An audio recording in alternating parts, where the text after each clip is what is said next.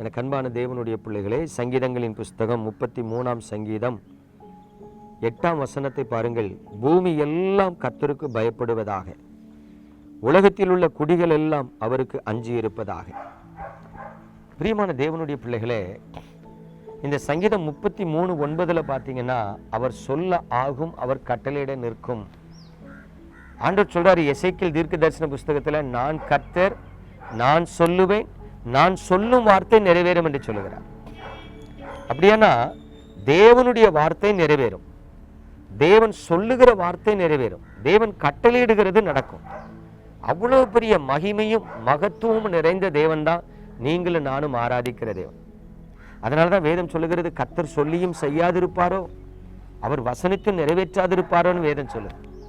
இப்ப கவனிங்க, கர்த்தருடைய பிள்ளைகளாகிய நம்ம வாழ்க்கையில தேவன் சில நல்ல வார்த்தைகளை சொல்றார். உன்னை ஆசீர்வதிப்பேன், உன் கண்ணீரை துடைப்பேன், உன் வியாதியை மாற்றுவேன், உனக்கு நன்மை செய்வேன் அப்படின்னு சில வார்த்தைகள், வாக்குத்தத்தங்களை ஆண்டவர் தரார். ஆனா எல்லாருடைய வாழ்க்கையில அது நடக்குதான்னு கவனிச்சு பார்த்தீங்கன்னா நடக்கல. ஏன்? வசனம் சொல்லுது கர்த்தர் சொல்ல ஆகும், அவர் கட்டளையிட நிற்கும். ஆனா நம்ம வாழ்க்கையில கர்த்தர் சொன்ன சில நல் வார்த்தைகள் நிறைவேறலை. ஏன்? என்னைக்காவது ஏன்னு கேட்டிருக்கீங்களா? என்னைக்காவது ஏன் ஆண்டவரே நீ சொன்ன வார்த்தை என் வாழ்க்கையில நிறைவேறாமலே இருக்குன்னு சொல்லி விசாரிச்சிருக்கீங்களா? நிறைய கிறிஸ்தவர்கள் பாருங்க, வருஷம் வாக்கு தத்தத்தை வாங்கிட்டு இந்த சேர்த்து வச்சுக்கிட்டே இருப்பாங்க. சில பிள்ளைகள் பார்த்தீங்கன்னா பள்ளிக்கூடத்தில் 4ஆப்புல படித்த புக்கை சேர்த்து வச்சுட்டே வருவாங்க. வீட்டில் அது பீரோ நிறையா இருக்கும். எதுக்கு சேர்த்து வச்சுருக்கீங்க? நான் படித்த புக்கு. ஆனால் அது ஒன்றுக்கும் பிரயோஜனம் இல்லை. அதே போல் நிறைய பேர் வருஷம் வாக்கு தத்தத்தை வாங்கி சேர்த்து வச்சுருப்பாங்க, ஒன்றுக்கும் பிரயோஜனம் இல்லாமல் இருக்கும். ஏன்னா வாழ்க்கையில் நிறைவேறி இருக்கவே நிறைவேறிக்காது. ஏன் அப்படின்னு என்னைக்காவது கேட்டீங்களா? ஆண்டவர் சொன்ன அதை நிறைவேறணுமே. ஆண்டவருடைய வசனம் சொல்லுது அவர் சொல்ல ஆகும், அவர் கட்டளையிட நிற்கும். ஆனால் ஏன் நிறைவேறலை? அதை தான் நம்ம முந்தின வசனத்தில் 8ஆம் வசனத்தில் பார்த்தோம். பூமி எல்லாம் கர்த்தருக்கு பயப்படுவதாக.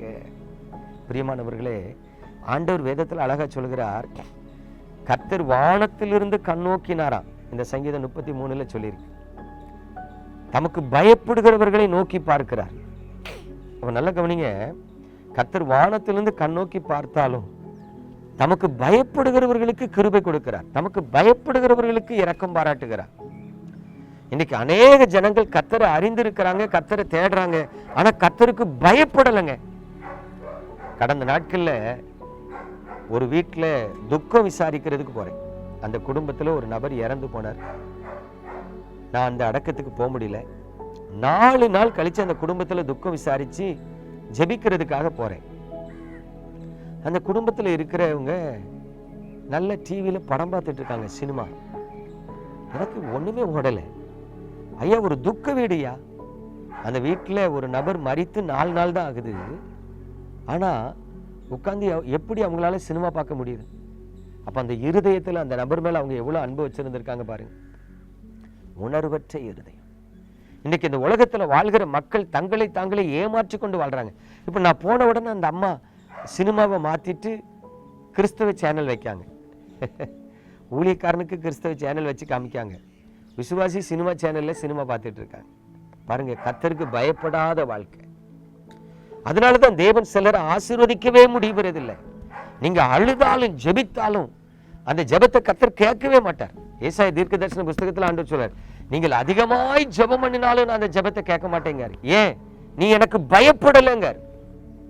அப்ப கர்த்தருக்கு பயந்தாதான் அவர் உங்களை நோக்கி பார்க்கவே செய்வார், உங்க ஜெபத்தை கேட்பார். எனக்கு அன்பான தேவனுடைய பிள்ளைகளே, கர்த்தருக்கு பயப்படுவீங்களா? கர்த்தருக்கு பயப்படுகிற வாழ்க்கைக்கு நீங்க ஒப்பு கொடுப்பீங்களா? அப்பொழுது நீங்கள் ஆசீர்வதிக்கப்படுவீங்க. நம்ம ஜெபிப்போமா? எங்கள் அன்பின் பரலோக தகப்பனே, பரிசுத்தமான இந்த நல்ல நாளிலும் உமது கிருபையுள்ள கரத்திலும் உமது பிள்ளைகளை தருகிறேன். ஆண்டவரை எல்லாரும் நேசிக்கிறாங்கப்பா, ஆனா அவருக்கு பயப்படுகிற பயம் எல்லார்கிட்டையும் இல்லையே. அப்பா, உங்க கிருபையின் கரத்திலும் உமது பிள்ளைகளை தருகிறேன். உமக்கு பயப்படுகிறவர்களாய் இவர்களை மாற்று, ஆசீர்வதியும். இயேசு கிறிஸ்துவின் அற்புத நாமத்தில் ஜெபிக்கிறேன் நல்ல பிதாவே, ஆமென்.